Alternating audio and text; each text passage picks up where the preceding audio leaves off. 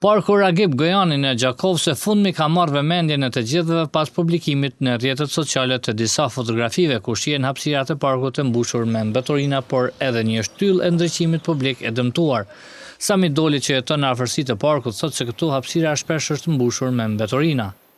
Frekvenca ka qenë është rritë, sidomos pitrive, e folë për mirë, ka si më që ju konë nuk është mo, po është vanin dytë, ka mbeturina gjithse ka, që edhe këto koshat e mbeturinave që i kanë qitë i fejin, që aty kemi një reklamë, bashkë që ka qenë për rrugën e shëndetit, e kanë thirrë që mundën edhe një gjiru, një pa gjirim, edhe sende tjera për fejin.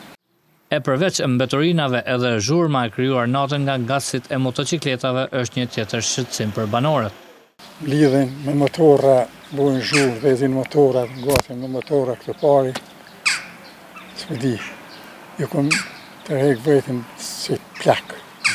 Me thonë më një shtu se nuk është në regel, kalzoni pak kulturë, kalzoni pak që në vynë edhe më të nejnë e kjo vend. është vend që shumë vend i mirë, një po kështë përdoret. Nga kompania mbeturinave Qavrati thonë se hapësirat e këtij parku pastrohen, por janë qytetarët ata të cilët hudhin mbeturina.